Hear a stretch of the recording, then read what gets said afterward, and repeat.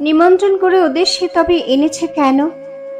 তার দুঃখের দিনে যারা ফিরে তাকায় না, কেন সে তাদের অত খাতির করতে গেল? সে আদর করে ডেকে না আনলেও বন্যার কটা দিন ওরা মাচার উপর বেশ কাটিয়ে দিতে পারত। মনে মনে কুবের রেগে যায়। মালা খুশি হয়েছে, হাসি ফুটেছে মালার মুখে। স্বামীর দুঃখ না বুঝে যে স্ত্রীলোক বাপ ভাইয়ের জন্য কেঁদে মরে, হাসি মুখে তার মুখে গুঁজে দিতে হয় আখার তলের ছাই। মালা আমার উতলা না হলে কে যেত চরডাঙ্গায়? কে আনতো তার ভাই বোনদের ডেকে? প্রত্যেক দিন সন্ধ্যাবেলা কুবেরের মাছ ধরতে যাওয়ার আগে পিসি সকলকে ভাত বেড়ে দেয়। কুবের এইমাত্র খেয়ে উঠেছে, তবু তার নিজের ছেলে মেয়ের সঙ্গে আরো কয়েকটা প্রাণীকে সারি দিয়ে বসে খেতে দেখে ভবিষ্যতের অনিবার্য ক্ষুধায় তার ভরা পেটের অন্ন যেন মুহূর্তে হজম হয়ে যায়। মালা বসে বসে সকলের খাওয়ার তদবির করে। গোপীর পাতের ডাল মাখা ভাতটুকু সে আদর করে তার ভাইয়ের পাতে তুলে দেয়। এ দৃশ্য কুবের আর দেখতে পারে না। নৌকায় গিয়ে সে বসে থাকে। হয়তো তখন গণেশ ও ধনঞ্জয় কেউই আসেনি। কুবের চুপ করে বসে থাকে একা। নদীর ঢেউয়ে নৌকা দোল খায়। হু হু করে বয় বাতাস। অন্ধকার এত গাঢ় যে মনে হয় ধোঁয়ার মতোই বুঝি বাতাসে উড়ে যাবে। কপিলা যে পিছু পিছু এসেছে তা কি কুবের জানে? তার আকস্মিক হাসির শব্দে কুবের ভয়ে আত্মরা হয়ে যায়। ঠাক ঠাক করে সে কাঁদতে থাকে। নির্জন নদী তীরে সন্ধ্যা রাত্রে কে হাসবে? মানুষ নয়, নিশ্চয়ই নয়। কপিলা বলে, তামাক ফেলা এসো মাঝি। কুবের নেমে এসে তামাকের ডালাটা গ্রহণ করে, বলে, খাটাসের মতো হাসিস কেন কপিলা? আইন। কপিলা বলে, ডরাইছিলা হয়? আরে পুরুষ। তারপর বলে, আমারে নিবা মাঝি লাগে বলে। আর কপিলা আবদার করে কুবেরের হাত ধরে টানাটানি করে। চিরদিনের শান্ত নিরীহ কুবেরকে কোথায় যেন সে নিয়ে যাবে। মালার বন্যা কপিলা? হ্যাঁ।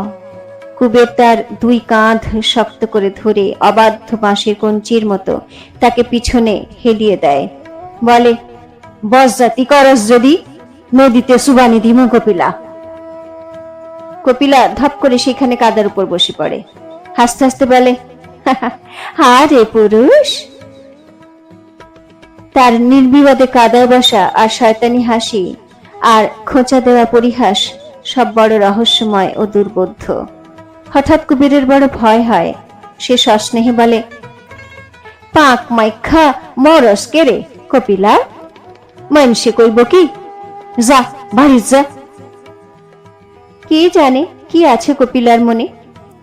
সে চলে গেলে কুবেরের দুটি চোখের ঔৎসুক্য অন্ধকারে গোপন হয়ে থাকে। কপিলার এনে দেওয়া তামাক সে যে সে টানতে আরম্ভ করে। তামাকের ভাগিদার না থাকার আরামটুকুই কি তার মানসিক চাঞ্চল্য ক্রমে ক্রমে শান্ত করে আনে? অথবা সে নদীর বাতাস, নায়ের দোলনে পদ্মার প্রেম? মালা যে কোনোদিন ওঠেনি, হাঁটেনি, ঘুরে বেড়িয়ে চারিদিকে জীবনকে ছড়িয়ে মেলে রাখতে পারেনি। তার জন্য কুবেরের কোনোদিন আফসোস ছিল না। গতি নেই বলে মালার আবদ্ধ ঘনীভূত জীবন তারই বুকে উথলিয়ে উঠেছে। ভাঙা চালার নিচে সংকীর্ণ শয্যায় পঙ্গু মালার তুলনা জগতে নেই। কিন্তু অন্ধকার রাত্রে তামাক পৌঁছে দিতে সে তো কোনোদিন নদী তীরে ছুটে আসতে পারে না। বাঁশের কঞ্চির মতো অবাধ্য ভঙ্গিতে পারে না সোজা হয়ে দাঁড়াতে। বেগুনি রঙের শাড়িখানি পরে চুলে চপচপে তেল দিয়ে শুধু লীলা খেলা করতেই কপিলা পটু নয়, কুবেরের সেবাও সে করে। জীবনে কুবের কখনো যে সেবার পরিচয় পায়নি। সারা রাত্রি পদ্মার বুকে কাটিয়ে এসে এখন সে না চাইতে পা ধোয়ার জল পায়। পান্তা ভাতের কাশিটির জন্য হাঁকাহাঁকি করতে হয় না। খেয়ে উঠবা মাত্র তামাক আসে, প্রস্তুত থাকে তার দিন মলিন শয্যা। এবং ফাঁক পেলেই কোনোদিন গোপ ধরে টান দিয়ে, কোনোদিন একটা চিমটি কেটে হাসি চেপে চোখের পালকে উধাও হয়ে ঘুম আসবার আগেই কপিলা তাকে স্বপ্নও এনে দেয়। পরের পেট ভরাতে ফতুর হতে বসেও গৃহে তাই কুবেরের আকর্ষণ বাড়ে। কমে মাঠঘাটের জল, ও তো মানুষের চোখে জল নয়, কমবে বইকে। একদিন মালার বড় ভাই অধর খবর নিয়ে আসে। কুবেরকে সে সত্য সত্যই কুবের ঠাউরিয়ে রেখেছে কিনা সেই জানে। কর্য চায় 2টি টাকা, টাকা না পেয়ে তার রাগ হয়। সকলকে সে চরডাঙ্গায় ফিরিয়ে নিয়ে যেতে চায়। কুবের বারণ করে না, মালাও নয়। ভাই বোনকে কাছে পাওয়ার আনন্দ পুরানো হয়ে আসতেও কতদিন আর লাগে বোনের। তাছাড়া কপিলার চাপল্য ও হাস্য পরিহাসের জন্য ঈর্ষাও হয়তো তার মালার হয়। কোনোদিন হয়তো কুবেরের সঙ্গে কপিলার অন্যায় মাখামাখি চোখেও পড়েছে তার। এক জায়গায় ঠায় বসে থাকলেও দৃষ্টি তো সে পেতে রাখে সর্বত্র। কিন্তু কপিলা যায় না, ঝগড়া করে গাল দিয়ে অধরকে সে ভাগিয়ে দেয়। কে জানে কি আছে কপিলার মনে। ময়নাদ্বীপ থেকে রাসুর আকস্মিক আবির্ভাবের বিস্ময় গ্রামের লোকের কাছে পুরানো হয়ে গিয়েছে। রাসুর অভিজ্ঞতার গল্প শুনবার কৌতূহল কারও নেই। রাসু বলতে চায়, সবিস্তারে বারবার আগাগোড়া সমস্ত কাহিনীটা বলবার জন্য সে ছটফট করে, কিন্তু শ্রোতা পায় না। কত শুনবে লোকে, শুনে শুনে কান ঝালাপালা হয়ে গিয়েছে সকলের। হোসেন মিয়া কিছু টাকা দিয়েছে রাসুকে। রাসুর ইচ্ছা টাকাটা দিয়ে সে একটি বউ খরিদ করে। গোপী হলেই ভালো হয়, কিন্তু কুবের এ প্রস্তাব কানেও তোলে না। কত টাকা দিয়েছে হোসেন মিয়া তাকে? 1000 না লাখ? আর কি আছে রাসুর? ঘর দুয়ার, জীবিকার উপায়। তাছাড়া গোপীর পাত্র একরকম ঠিক হয়েই আছে। গণেশের শালা যুগল, যুগলের মতো পাত্র থাকতে যার হাতে কুবের মেয়ে দেবে কেন? গোপীকে কিন্তু বড়ই পছন্দ হয়েছে রাসুর। ময়নাদ্বীপে গল্প করবার ছলে সে কুবেরের বাড়ি আসে। আর চোখে সারাক্ষণ সে গোপীর দিকে তাকায়। পরীর মতো সুন্দরী মনে হয় গোপীকে তার। ভাইকে কোলে করে বাঁকা হয়ে কি তার দাঁড়ানোর ভঙ্গিমা! রুক্ষ রুক্ষ লালচে বটে চুলগুলো গোপীর। কপালটা একটু উঁচুই, থ্যাবড়ানো নাকের নিচে উত্তোলিত ওষ্ঠে ঠেকিয়ে নোলকটা তার দুলতে পায় না। আর বড় নোংরা গোপী। তবু তো রাসু চোখ ফিরাতে পারে না। তবু তো তার মনে পড়ে না এমন অতুলনীয় রূপ সে কোথাও দেখেছে। কি রং গোপীর, কি মনোহর তার চলাফেরা, কি চাউনি! বয়স রাসুর বেশি হয়নি, যুগলের চেয়েও বয়স তার কম। নূতন করে সংসার পেতে জীবনটা আবার গুছিয়ে নেবার সময় তার পার হয়ে যায়নি। গোপীকে পেলে আবার সে আরম্ভ করতে পারে। বয়স্থা বাড়ন্ত মেয়ে গোপী। বিবাহের 1 বছরের মধ্যে ও স্বামীর ঘর করতে আসবে। 5-6 বছরের একটা মেয়েকে বিবাহ করে তার বড় হবার আশায় হাঁ করে বসে থাকবার ধৈর্য রাসুর আর নেই। যাদের সে বিসর্জন দিয়ে এসেছে ময়নাদ্বীপে, তাড়াতাড়ি আবার তাদের ফিরে পাওয়া চাই। একা একা বড় কষ্ট হচ্ছে রাসুর। প্রীতম মাঝির সঙ্গে রাসুর কলহ হয়ে গিয়েছে। হোসেন মিয়ার দেওয়া টাকাটা বাগিয়ে নেওয়ার জন্য প্রীতম মাঝি বড়ই ব্যস্ত হয়ে উঠেছিল। রাসু তাই পৃথক হয়ে গিয়েছে।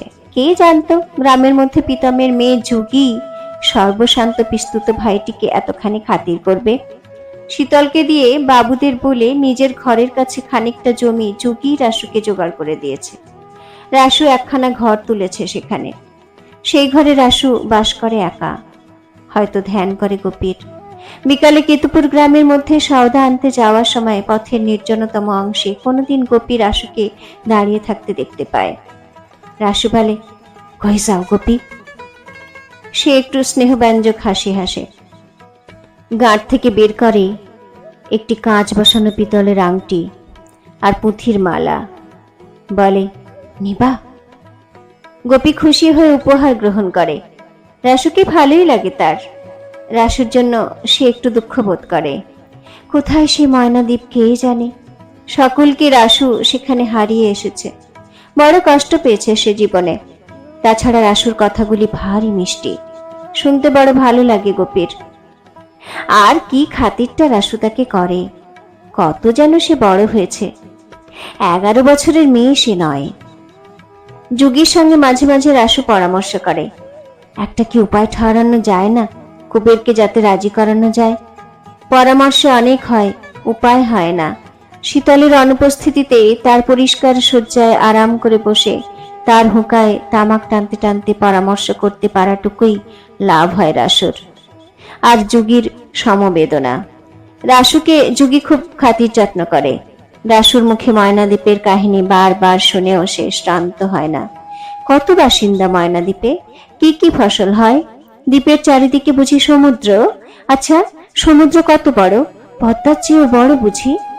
আজও যুগী রাসুকে এইসব প্রশ্ন করতে ভালোবাসে। যুগীর বয়স বেশি নয়, বছর 22। বড় শান্ত তার স্বভাব, বড় সরল তার মন। শীতল তাকে সুখে রেখেছে, আড়াল করে রেখেছে জেলেপাড়ার দারিদ্র্য ও হীনতা থেকে। যুগীর মনে অপরিমিত সন্তোষ, এত দয়া মায়া, এমন কোমলতা জেলেপাড়ার আর কোনো মেয়ের নেই। জেলেপাড়ার কারো ঘরে কোনো দিন যদি অন্ন না থাকে, চুপি চুপি একবার যুগীর কাছে আসতে পারলে তার আর উপবাসের ভয় থাকে না। দুঃখের কাহিনী যে যত জমজমাট করে বলতে পারে, ছলো ছলো চোখে যুগী তাকে চাল দেয় তত বেশি। খরচের পয়সা দান করে শীতলের বকুনি শোনে। শীতল লোকটা বড় কৃপণ, যুগীর দান করা স্বভাবটা সে পছন্দ করে না। কিন্তু এমন আশ্চর্য মন মানুষের, যুগীর এই মন্দ স্বভাবের জন্যই তাকে শীতল ভালোবাসে বেশি।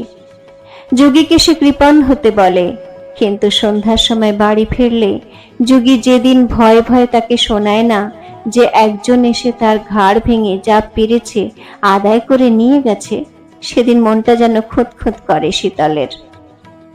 মাছের মূল্য বাবদ কুবের কয়েকানা পয়সা পেত। শীতল কখনো ঋণ পরিশোধ করে না। তাগিদ করে করে কুবের হয়রান হয়ে গিয়েছে। তবু একদিন সকালে আবার সে আশা করে এলো। যুগী রাত ছিল, শীতলা রাসু করছিল গল্প। কুবেরকে দেখে রাসু চঞ্চল হয়ে উঠল। বসতে দিয়ে খাতির করে কলকেটা বাড়িয়ে দিয়ে বলল, তামক খাও? না, কুবেরের বসবার সময় নেই, তামাক খাওয়ার সময় নেই। শীতল তাড়াতাড়ি পয়সাটা দিয়ে দিক, সে তাড়াতাড়ি চলে যাবে। বসে তামাক টানতে এসেছে নাকি সে? কুবের আজ রেগেছে, আজ সে মাছের দাম আদায় করে ছাড়বে। শীতল প্রথমে অমায়িক হাসি হেসে জিজ্ঞাসা করে, এত রাগ কেন কুবেরের এই সকালবেলা?